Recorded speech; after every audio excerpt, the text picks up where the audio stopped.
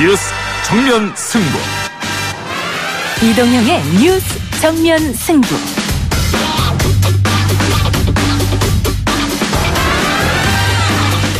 청취자 여러분 안녕하십니까, 이동형입니다. 이동형의 뉴스 정면 승부. 먼저 오늘 준비한 내용 알려드립니다. 사령부 형식을 유지할 것인가, 아니면 장관의 참모기관으로 운영을 하게 할 것인가, 아니면 미래적으로는 입법을 거쳐서 외청으로 독립시키도록 할 것인가, 이러한 세 개 안을 병렬적으로 국방부 장관에게. 어제 임태훈 군 인권센터 소장이 한마디로 실망스럽다고 했던 기무사 개혁안. 하지만 기무사 개혁위는 사실상 해체 수준에 가깝다고 했는데요. 이 개혁안에 대해 구체적으로 들어보겠습니다. 장영달 위원장 잠시 후 만납니다.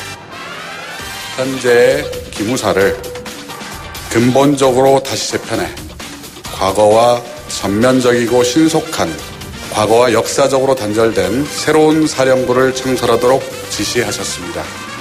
이를 위해 오늘 문재인 대통령은 국방부 장관의 제청을 받아 기무사령관에 남영신 육군 특전사령관을 임명하였습니다. 오늘 새로 임명된 남영신 기무사령관, 그는 기무사 개혁을 이뤄낼 수 있는 인물일까요? 최강병기에서 알아봅니다. 공론화 의제에 대한 지지도 조사 결과 선발 방법의 비율과 관련하여 수능 위주 전형 확대 의견이 우세한 것으로 나타났습니다. 학생부 위주 전형 내에서 학생부 종합전형 비율에 대한 의견은 현행 수준에서 확대하자는 의견과 축소하자는 의견이 유사하게 나타났습니다. 현재 중학교 3학년이 치를 2022학년도 대입제도 개편을 위한 공론화 결과가 발표됐습니다. 수능 전형으로 학생을 45% 이상 뽑는 1안이 1위, 수능을 절대평가로 바꾸자는 2안이 2위를 차지했죠. 앵커 전성시대에서 우리도 한번 공론화해봅시다. 어제 90년대 가수와 자동차 업체 간의 갑질 논란 소식을 전해드렸는데요. 오늘 하루 종일 뜨거웠던 뉴스도 90년대 가수에 관한 내용이었습니다. 걸그룹 SES 출신 슈가 도박 자금을 빌린 후에 갚지 않아 사기 혐의로 고소장이 접수된 건데요. 4부 우리 연애할까에서 이 사건 다뤄봅니다. 8월 3일 금요일 이동의 뉴스 정면 승부 시작하겠습니다.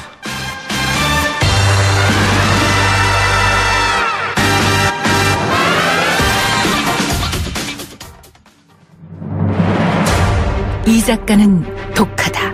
이 작가는 거칠다. 이 작가는 솔직하다. 이 작가는 눈치가 없다. 그는 할 말은 한다. 할 말은 한다. 정치 오타쿠 이 작가의 독설. 뉴스 정면 승부.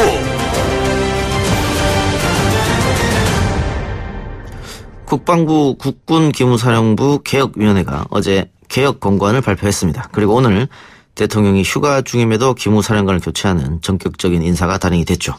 대통령의 말을 요약하면 기무사의 해체 수준의 재편과 새로운 사령부의 창설입니다.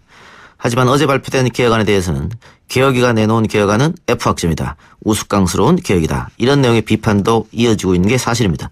기무사 개혁위원회 이끈 장영달 총장 연결해서 의견 들어보도록 하겠습니다. 총장님 나와 계십니까? 예, 우석대학교 총장실입니다. 예, 그렇군요. 네네. 어쨌든 개혁안 만들어내느라 고생하셨습니다. 네, 고맙습니다. 예. 개혁이 활동 끝나자마자 바로 학교로 가셨네요? 그러면요. 아이 학교에 미안해서요. 뭐 그동안 정치권에서도 오래 계셨고 한데 이번에 개혁이 활동에 어려운 점은 없었습니까? 많았죠. 예, 어떤 점이요? 학교 일을 우선 뒤로 하고 예. 2달 넘게 그 일에 매달려야 되니까 어려웠고 또 이 안이 가벼운 사항이 아니어서 너무 무거웠기 때문에 그것을 다루는데 어려웠는데 처음에는 그래도 그 제도를 가지고 점검을 해서 개선할 방안이 뭔가 하는 것을 조용하게 진행을 했었습니다. 예. 5월 25일부터 6월 말까지. 그런데 7월 초에 그 계엄령 문건이 커지면서 아직도 이런 시대가 진행되고 있는가, 이런 것들을 차단하기 위해서 어떻게 개혁해야 되는가, 이런 것들이 퍽 어려웠습니다. 예.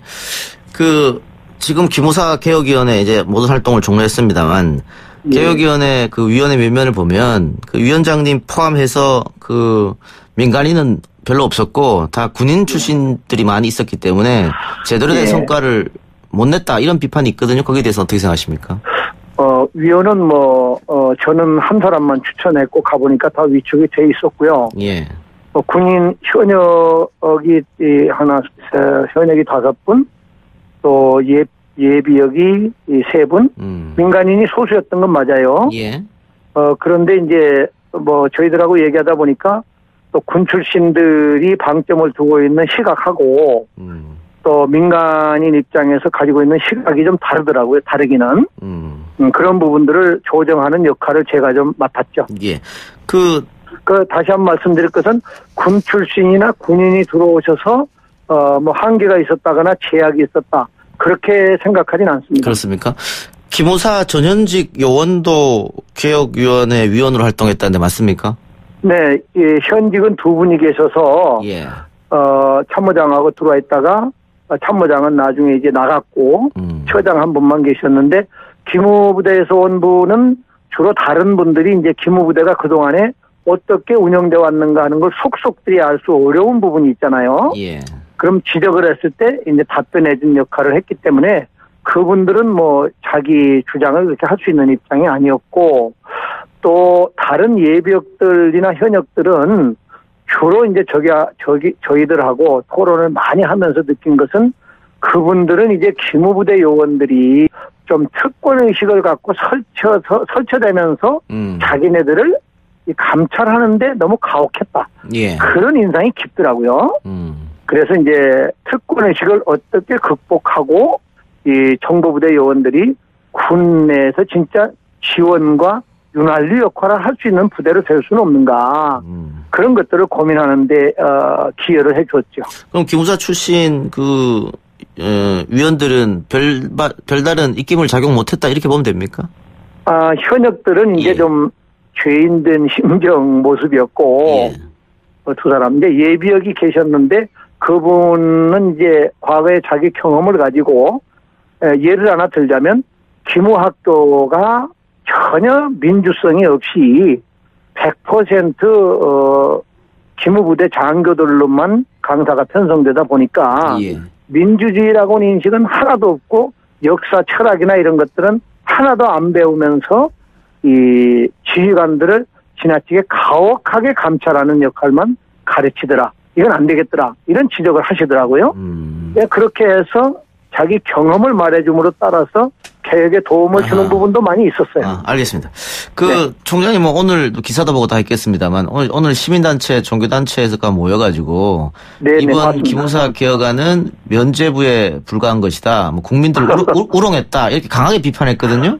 네. 일단 정부가 어떤 일을 할 때에 비판은 당연히 그걸 경청을 해야 된다고 봐요. 예.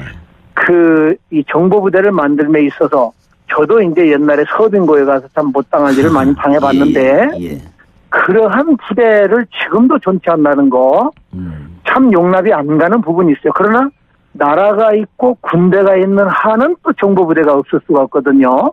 그런 고충을 서로 간의 대화를 통해서 좀 간격을 좁혔으면 좋겠고 비판에 대해서는 어떤 비판인가 하는 것을 저도 이해를 하고 또 받아가면서 앞으로 정보사령부가 그러한 비판에 대한 경청을 하면서 갈 때에 제 역할을 할 수 있다고 봐요. 지금 조직 개편안을 3개안을 공고하셨지 않습니까? 네네네. 1안이 사령부 체제 유지하에서 혁신, 2안이 국방부 본부 조직으로 전환, 3안이 외청 형태로 창설 이렇게 돼 있는데요. 네네. 지금 이 개혁안을 비판하시는 분들은 1번안과 3번안 같은 경우에 이걸 만약에 국방부 장관이 선택해서 대통령에 보고하게 되면 기무사가 원하는 걸로 되는 거 아니냐. 결국은 기무사가 이 개혁을 잘 방어했다. 이렇게도 볼 수 있다. 이렇게 비판도 하더라고요. 그러니까 사실상 이 안 말고는 해체 수준의 개혁이라고 이야기한 장영달 위원장의 말이 안 맞다. 이렇게 지적한단 말이죠. 사실 저는 개인적으로 이 안에 대해서 가장 우려를 가졌었고. 오히려? 또 이 민간인 위원들은 거의 다 이 안에 대해서 가장 우려를 가졌습니다. 그러나 이제, 이 현역 출신들이나 기무부대 출신들은 이 안에 대한 매력을 많이 가지고 계셨어요. 근데 민간인 출신들은 이 안에 대해서 가장 우려를 많이 표하고, 현실적으로 3안은 국회에서 그럼 법을 만들어야 되기 그렇습니다. 때문에, 이상적으로라도 내놓고 1안이 그래도 차선책으로는 이란밖에 없는 거 아닌가. 그런 인식을 우리 민간위원들이 많이 가졌어요. 그런데 보면 지금 뭐 30% 감축하겠다라든가 또 이란이든 뭐 이안이든 결국은 기무사 체제는 유지하면서 그 인원만 축소하는 건데 과거 보안사에서 기무사로 바꿀 때 하고 뭐 차이냐 이런 말도 한단 말이죠. 지금 자유당 때 특무대, 예. 또 박정희 전두환 때 보안사, 또 이 최근까지 기무사, 예. 이분들이 해왔던 그 사령부의 그 규칙들을 우리가 들여다 보니까 일테면 예를 들자면 집시법을 보안사에서 조사하게 돼 있더라고요. 기무사에서 예. 집시법을 남북교류협력법을 이 기무사에서 조사하게 돼 있어요. 지금까지 그랬다는 거죠? 그렇게 돼 있더라고요. 예. 가보니까. 예. 그래서 왜 이런 것들을 당신들이 하는가 따져가지고 불필요한 것들은 전부 제거를 하고 앞으로 새로 생기는 사령부는 정보사령부는 임무를 명확하게 세밀화해서 정한 것만 하도록 그렇게 했습니다. 그래서 권력 남용을 하지 못하도록 예. 100%는 아니지만 그래도 80%짜리는 만들려고 노력을 했다고 생각해요. 그 과거에 뭐 국정원 개혁안도 제도는 만들어놨습니다만 결국은 뭐 대통령이 바뀐다든가 조직의 수장이 바뀌면 다시 슬그머니 부활하고 그랬지 않습니까? 이번에는 그럴 일은 없을까요? 저는 뭐 솔직히 말씀드리면 독재 정권이 들어오면은 초법적인 활동들을 언제든지 하기 때문에 예. 물거품이 될 수 있다고 봐요. 그러나 그렇다고 해서 아무것도 안 하고 있을 거냐는 아니거든요. 그렇죠. 지금은 적어도 차기 정부가 독재 정부가 아니더라도 그 권력을 남용하게 모든 것을 모호하게 광범위하게 이 임무를 그냥 내놓는 것 이런 것은 개혁해 줘야 된다. 그렇게 생각을 해서 말하자면 구체화했다. 기능을 불필요한 건 없애버리고 필요한 기능이다 하더라도 구체화해서 말하자면 임무와 책임이 분명하도록 만들었다. 이렇게 말씀드릴 수 있습니다. 예.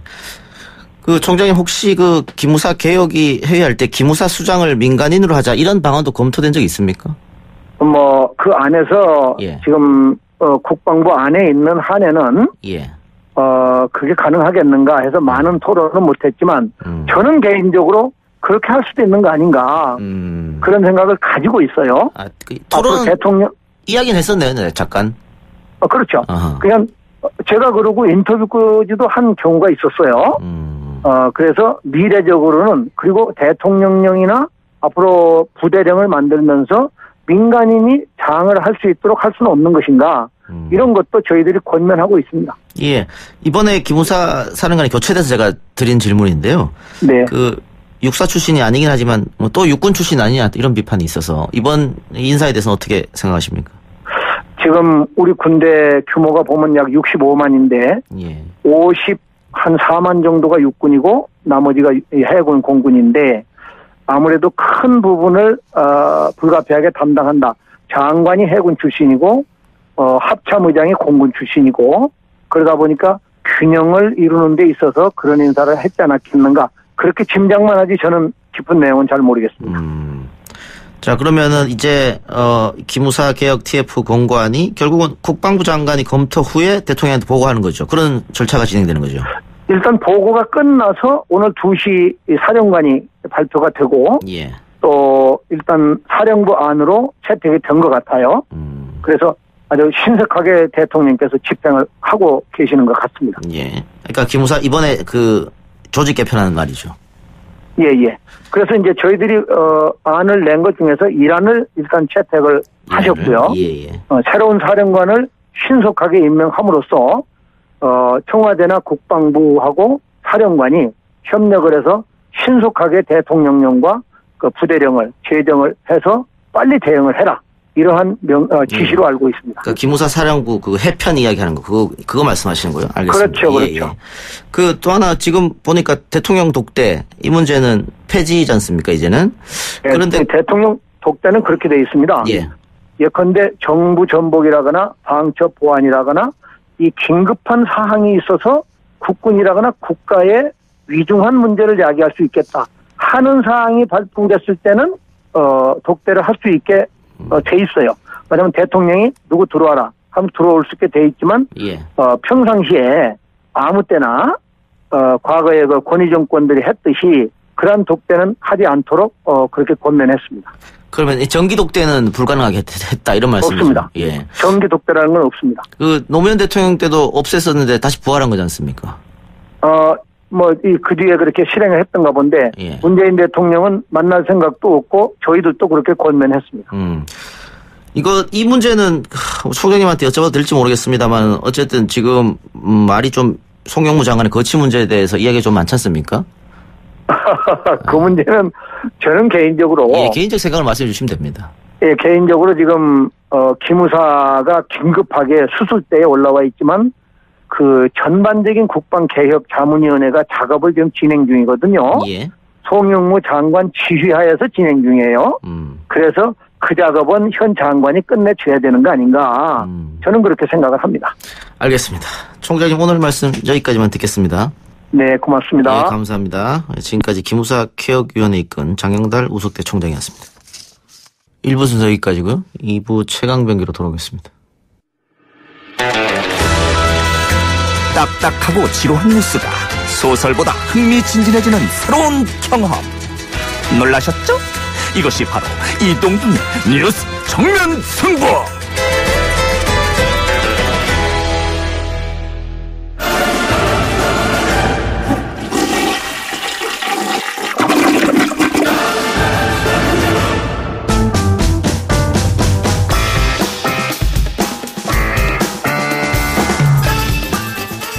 날마다 쏟아지는 수많은 이슈들을 대한민국 최강 변호사와 최고의 기자가 시원하게 뚫어드립니다. 오늘은 노영희 변호사 그리고 휴가 간 장용진 기자 대타로 오마이뉴스 박정희 기자 나왔습니다. 어서 오십시오. 네, 안녕하십니까. 예, 오늘 여론조사 업체 갤럽이 공개한 여론조사 결과를 보니까요. 정의당이 자유한국당을 제치고 지지율로 따지면 제1야당이 됐습니다. 더불어민주당이 7% 정도 빠져서 41%, 자유한국당은 그대로 11%, 바른미래당 5%, 민주평화당 1%, 정의당이 11%에서 4% 뛰어서 15%, 갤럽이 31일부터 이달 2일까지 전국 성인 1,003명을 대상으로 조사해서 발표한 것입니다. 자세한 내용은 중앙선거 여론조사심의위원회 홈페이지를 참조하시고요. 자, 이 숫자를 한번 보면요. 민주당 빠진 지지율이 정의당으로 갔다. 이렇게밖에 해석이 안 되는데요. 네, 그렇게 볼 수 있습니다. 네. 지금 7%가 빠졌고 정의당이 4%가 올라갔습니다. 무당층과 정의당으로 이 지지율이 흡수가 된 걸로 보이는데요. 이게 사실 지방선거 이후에 계속해서 정의당의 여론조사 지지율 추이가 올라가고 있었거든요. 이런 것을 볼 때는 지방선거 때 정당 교차투표 효과 또 지방선거 후에 정책 선호 현상이 있었다라고 볼 수가 있고요. 또 노회찬 원내대표 추모 열기로 인해서 또 정의당에 대한 선호도가 높아지지 않았나 그런 생각이 듭니다. 그 민주당 지지율이 빠졌다고 하는 것도 눈여겨볼 만한 것 같은데요?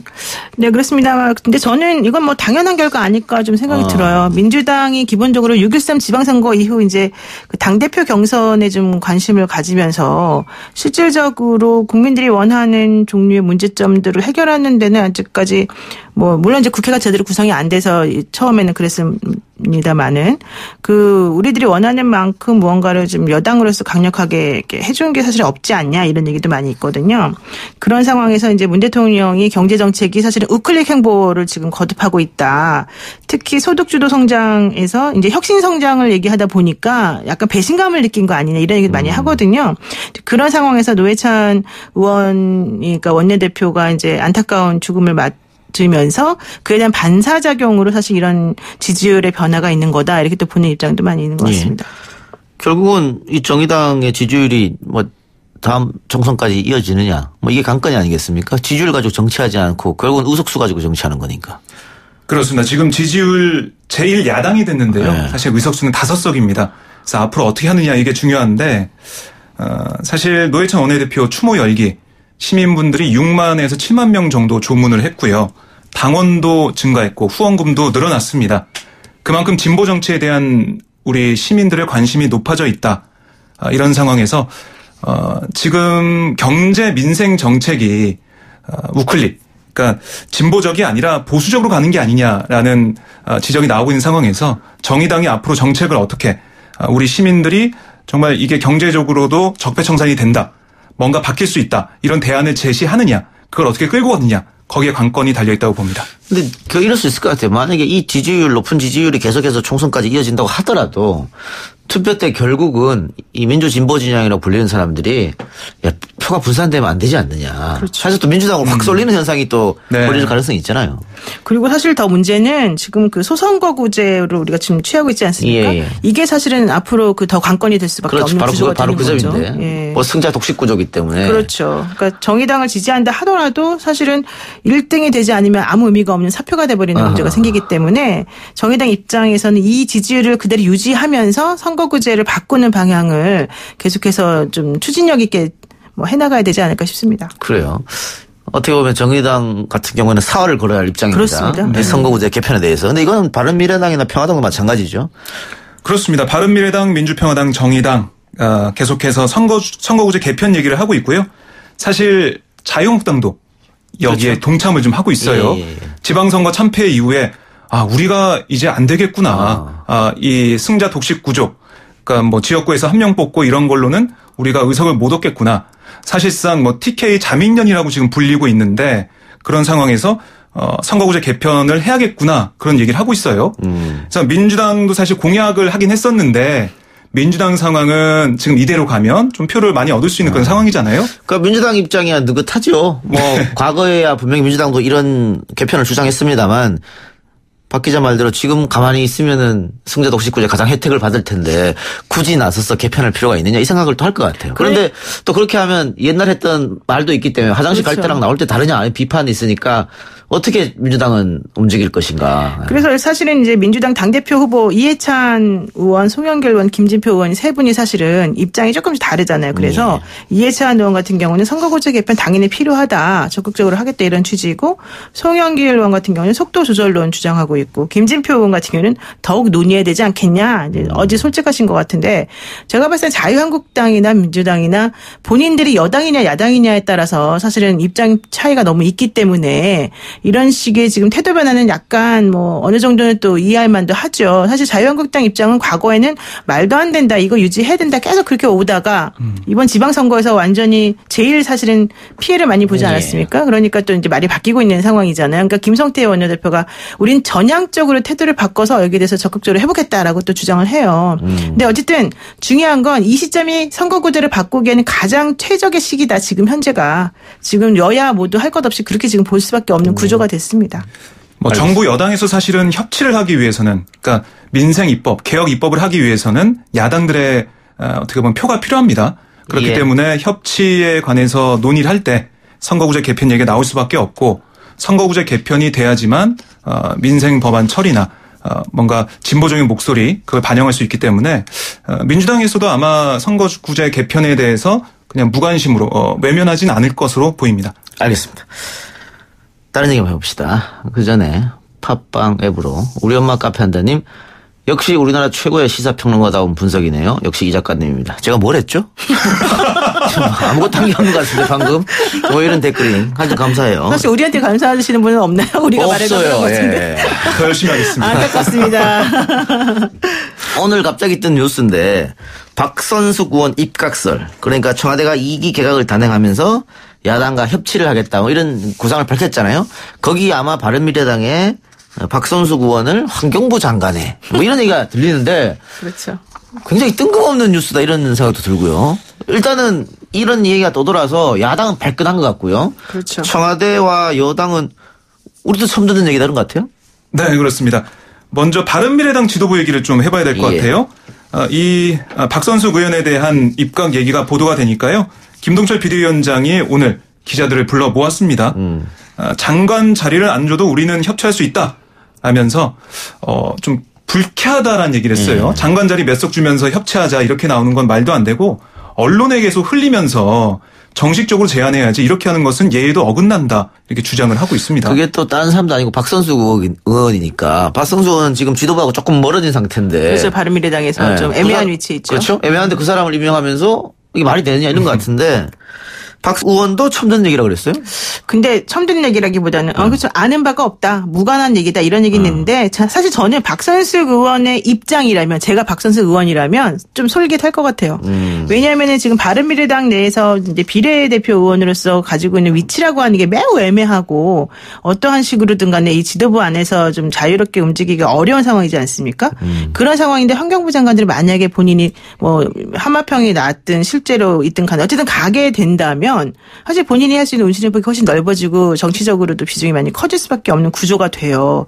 게다가 이 여당하고의 협치라고 하는 것이 본인의 그 터닝 포인트가 또 될 수 있는 그런 또 부분도 있기 때문에 제가 박선숙 의원이라고 하면은 당연히 속으로 되게 좋아할 것 같아요. 그런데 지금 박선숙 의원 말이 워딩이 매우 중요합니다. 아는 바가 없다. 저와 무관한 이야기. 이 말은 나한테 제안하거나 공식적으로 누군가가 뭐 얘기한 적은 없지만 점점점이 들어있는 거죠. 근데 지금 중앙일보가 청와대에 박 의원을 추천한 인사가 홍영표 원내대표다 이렇게 보도했고 민주당은 사실 무근이다. 박경미 대변인이 홍 대표랑 통화했는데 아니라고 하더라. 이렇게 지금 얘기가 있고요. 청와대는 지금 대변인 김영민 대변인이 뭐라고 했죠? 네, 청와대에서도 박 의원을 협치내각 1호 인사로 입각하게 할 것이라는 보도 내용과 관련해서 논의된 바가 없다라고 얘기를 했습니다. 그러니까 이거는 전혀 뭐 논의된 게 없다라고 얘기를 했고요. 아까 말씀하신 대로 홍영표 대표 같은 경우는 방금 페이스북에 입장을 직접 남겼거든요. 예. 좀 소개를 해드리겠습니다. 제 명예를 걸고 추천한 분이 없었음을 분명히 밝혀둔다. 이렇게 하면서 야당에서 들고 일어나니까 파문을 진화하고 있는데요. 어쨌든 절대 갈등을 일으키는 야당 인사 개별 입각은 없을 것이다 라고 강조를 했습니다. 제가 야당 개별 인사의 입각 추천했다는 것은 명백한 오보다. 그리고 현재는 기사가 수정된 상태라고 주장을 했고요. 개혁입법, 예산 처리 등을 위해 야당의 협조가 필요함은 분명하다. 그런 여러 협의 방식 중 하나로 거론된 것이 협치 내각이지만 능력 있는 인재를 두루 써보자는 걸음마 단계라고 해명을 했습니다. 근데 뭐 명예까지 그 얘기할 건 없잖아요. 그런데 여기에 자유한국당도 발끈했다 그러는데 아마 자유한국당은 이렇게 협치한다고 해서 바른미래당이나 뭐 민주평화당 사람들이 혹은 정의당 사람이 내각에 들어가게 되면 그렇죠. 자유한국당 사람 안 부를 거 아니에요? 그래서 자유한국당 패싱론 아마 그래서 발끈한 것 같아요. 그렇습니다. 근데 뭐 사실 민주평화당 쪽에서는 이런 또 얘기를 해요. 협치 내각을 하려면 누구까지 할 거냐. 이걸 분명히 하고 해라. 그러니까 자유한국당까지 들어와서 뭐 보수 대연정처럼 되는 거냐 아니면 개혁 입법연대식으로 개혁하려는 야당만 같이 하는 거냐 이거 먼저 정하고 들어와라 이런 얘기도 있거든요. 그러니까 자유한국당에서는 모르겠습니다. 지금 발끈하고 있긴 하지만 청와대가 어떤 입장인지 또 민주당이 어떤 제안을 하는지에 따라 입장이 또 변화할 가능성이 있어 보입니다. 근데 저는 한마디 진짜 하고 싶은 게 있는데 자유한국당 입장에서 청와대가 협치하자 그러면서 당신들 당연히 포함입니다라고 하면 그걸 덥석 받겠습니까 그분들이? 안 그렇죠. 당연히 안 받잖아요. 그럼 또 그렇다고 해서 자기네 빼놓고 나머지하고 하겠습니다라고 하면 또 왜 우리는 빼놓냐 이러잖아요. 그러니까 어쩌라는 건지 참 궁금한데 사실 자유한국당 입장에서 그럴 수밖에 없죠. 본인들이 내각에 들어가서 협치하는 모양새를 취하면 뭐 다수를 점하는 게 아닌 입장에서는 어쨌든 간에 끌려다닐 수밖에 없는 구조가 될 텐데 결국은 들어가봤자 남는 게 없거든요. 솔직히 말하면. 그러니까 사실 이런 식의 계속해서 뭐 뭐라고 아니야 이렇게 말하는 수밖에 없지 않을까 싶습니다. 그런데 이거 김동철 비대위원장 말의 행간을 좀 읽어보면요. 입각 대상자 본인이 아니라 당 지도부에 요청을 해야 한다. 네. 반대한다는 건 아니잖아요. 이 말이 간간이. 우리도 같이 하고 싶다 이거 아닐까요? 그럼 이게 좀 나한테 말해라 이거 같은데요. 그렇죠. 왜 나한테 안 말하냐. 이게 예의가 없다 이런 얘기를 계속 해왔잖아요. 바른미래당 뭐 이쪽에서는. 간보기 정치 이런 말도 하죠 사실. 그러니까 의원 빼각이다 이런 얘기도 하고 있는데 어쨌든 정식적인 제안이 오면 검토해보겠다 이렇게 볼 수가 있습니다. 근데 사실 그런 태도는 전향적으로 저는 옳다고 봅니다. 사실 뭐 모양새가 좀 빠질 수는 있지만 그럼에도 불구하고 이런 식의 전향적인 태도를 취해야 뭔가 되지 않겠습니까? 다른 얘기 가기 전에 오늘 엄청 속도가 빠르네요. 그래서 2개나 했어요. 383 하나님 사이다 노영희 변호사 화이팅. 팬입니다. 고맙습니다. 48세 개인 엎드려 잘 받기. 왔어요. 네, 고맙습니다. 역시. 저는 처음 와가지고 아마 없어요. 제 댓글은 없을 것 같습니다. 최강박군님, 노 변호사님의 밝은 모습은 정면 승부에서만 볼 수 있네요. 이 작가님 팬입니까? 이렇게. 그건 아니에요. 맞다 해주지 그래. 그거 어려운 것도 아닌데. 아니, 사실 뭐 그렇지는 않아요. 나한테 밥을 잘 안 샀기 때문에 다시 생각해보겠습니다. 예. 자, 아까 우리 뭐 장영달 총장하고도 얘기했습니다만 새로운 기무사령관이 왔습니다. 남영신 기무사령관. 문재인 대통령이 오늘 전격적으로 교체를 발표했거든요. 남영신 기무사령관, 특전사령관이었다고요? 네, 그렇습니다. 육군 특전사령관이었는데요. 그 비육사 출신 첫 육군 특전사령관이었습니다. 학군 출신이네요. 그렇습니다. ROTC죠? ROTC. 네, ROTC 23기 출신인데요. 이번에 이 특전사령관이 기무사령관이 임명이 됐는데 이제 마지막 기무사령관이 되겠죠. 그리고 그러니까 새로운 이 조직의 또 사령관이 될 것으로 보입니다. 이 분은 뭐 국방부의 설명에 따르면 인성을 중시하는 리더십을 보였다고 합니다.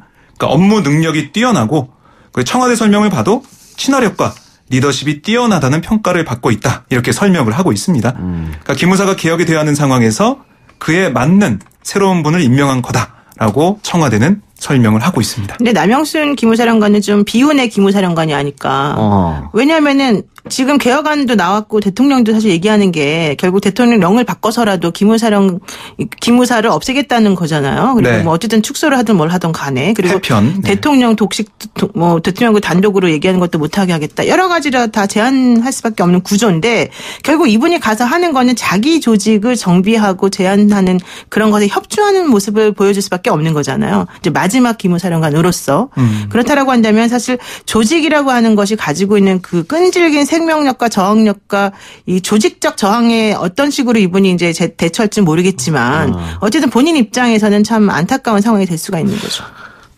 이번에 그래서 이제 경질된 보직이 이 제2작전사령부 부사령관으로 전보됐다고 하는데 이석구 전 기무사령관. 네. 이 사람도 임명은 문재인 대통령이 한 거잖아요. 문재인 정권에서 그렇죠. 이루어졌으니까. 사실 그랬죠. 그렇습니다. 그런데 어떻게 이렇게 뭐 경질이면 경질, 해임이면 해임인데 네. 이렇게 된 이유는 뭐죠? 제가 볼 때는 사실 그 국방위에서 공개적인 자리에서 송영무 국방장관과 어떻게 보면 논쟁하는 모습. 그러니까 일부 언론에서는 하극상이다라고까지 표현을 했는데요. 예. 그런 모습을 볼 때 이 기무사 개혁보다는 기무사의 조직 논리를 우선시하는 거 아니냐라는 생각을 청와대 쪽이나 국방부 쪽에서 했던 것 같습니다. 이런 상황에서 이석구 사령관이 개혁이나 아니면 기무사 해편, 그러니까 해체하고 다시 조직을 만드는 그런 상황에 맞지 않다 이렇게 봤을 것 같고요. 그리고 송영무 장관을 흔드는 모습을 기무사 수뇌부가 계속 보여왔는데 그걸 볼 때 그것을 제어하지 못하는 그런 부분도 있었고 그래서 새로운 사령관을 임명함으로써 다시금 개혁의 그 강도를 고삐를 죄고 또 송영무 장관이 어떻게 좀 흔들리는 그런 상황이었잖아요. 송영무 장관을 다시 한번 신뢰하는 재신임하는 그런 작용도 할 수 있다고 보고 있습니다. 어쨌든 간에 이석구 대 송영무의 싸움에서는 일단 송영무가 판정 승을 거뒀다. 네, 무의식이 나왔네요. 판정 승을 거두었다. 이렇게 볼 수 있을 것 같습니다. 예. 기무사가 어쨌든 개혁을 잘할 수 있는지 이 문제겠죠. 새로운 사령관이 어떻게 그렇죠. 할 것이냐. 근데 뭐 기무사가 아까 마지막 기무사령관이라고 그랬는데 누가 봐도 이름은 바꿀 것 같아요. 네, 그렇습니다.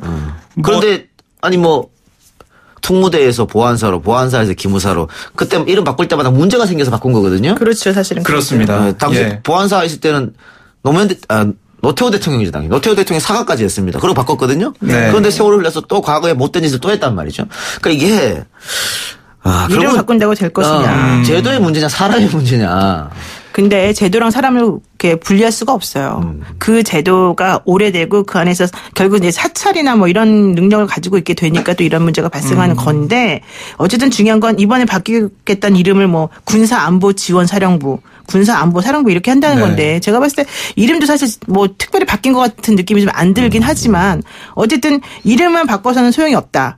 또 기무사령관 한 명 바꾼다고 또 되는 건 아니다. 그렇죠. 결과론적으로는 전체가 바뀌거나 조직이 완전히 와해되면서 새롭게 다시 태어나야 되는 게 아닌가 이런 생각이 듭니다.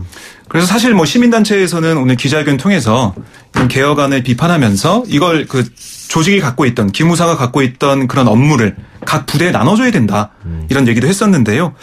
사실 1991년 이제 보안사가 기무사로 바뀔 때 그때 90년 10월에 윤석양 이병이 그렇죠. 민간인 사찰했다고 폭로해서 바뀐 거잖아요. 예. 근데 그 민간인 사찰했던 게 지금 2017년, 2016년, 2018년 계속하고 있었던 거예요. 예.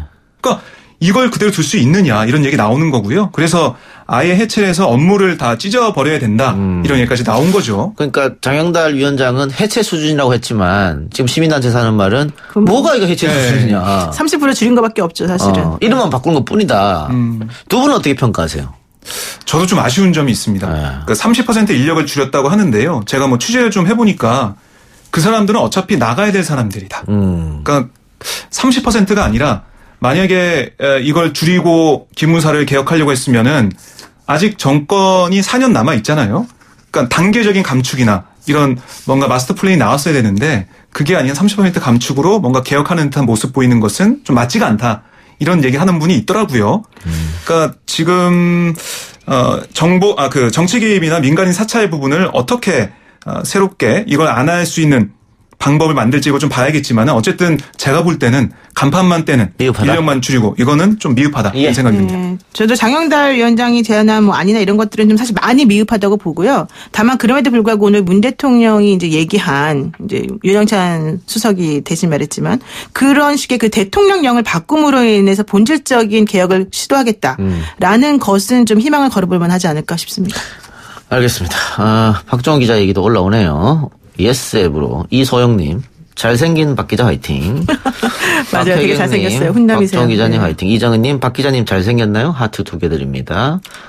팟빵앱으로 오준영민 동영님 촛불 집회 때 함께했던 박 기자님 반갑네요. 이게 이제 정말 엎드려 절받기입니다. 제가 엎드리고 있겠습니다. 아니 근데 예쁜 노변이 안 나오는 거는 보면 그분들이 진심이라는 거야. 사실. 알겠습니다. 오늘 두 분 말씀 여기까지만 듣겠습니다. 고맙습니다. 네, 고맙습니다. 네, 고맙습니다. 1, 2부 순서는 여기서 마치고요. 저는 7시 정각에 돌아오겠습니다.